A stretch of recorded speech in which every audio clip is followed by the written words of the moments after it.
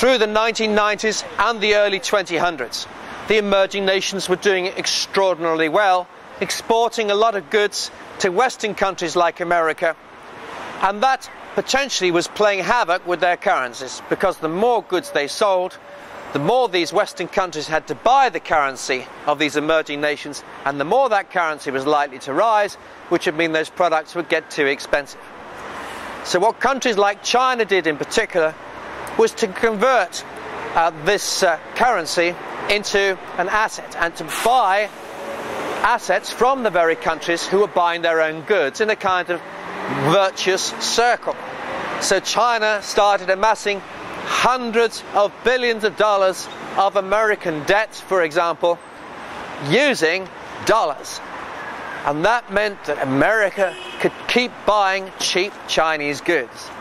Now, of course, in doing that, it provided America, and indirectly other nations in the developed part of the world, with a lot of money at very low interest rates, because a lot of money was available. So they didn't have to offer too much interest rates as governments to be able to sell that debt. So with low interest rates, we got a stimulus to the economies of the West in a way which was truly unsustainable. So the buying of houses was cheaper than it should have been. Hiring of staff, cheaper than it should have been. Building factories, cheaper than it should have been.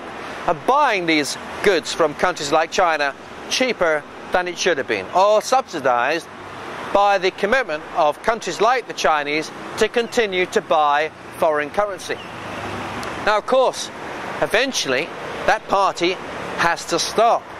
And when there was a big economic crunch as a result of the subprime crisis in the late 2000s, then we began to see a ripple effect, a big day of reckoning, a day of reckoning that was far beyond the impact of the original subprime problem and spread to the solvency of banks, or rather the imminent bankruptcy of them, bailed out by European and American governments, that then risked insolvency of nations themselves, which then those debts were underwritten in a crazy complex way by Western banks, which meant that potential defaults by Greece could have further knock-on effects into the banking system, but this time there was little money left in the system by these nations, in these nations' coffers, to be able to bail the banks out. So what happens then? Well, what happens? You go back to the Chinese and you say, any chance of any more money? And the Chinese say, well, we're a little tired of buying currency, but we'd be happy to buy an airport or two, or some power stations, or some factories, or some property, or what have you got to offer that's actually got a real physical presence? Because that would be very interesting to us. And so China lands up owning huge amounts of the assets of developed countries and then renting it back to them. It's a form of mortgage, if you like, which will cause a further redistribution of wealth right through 2020 to 2030 to 2040 to 2050 and beyond.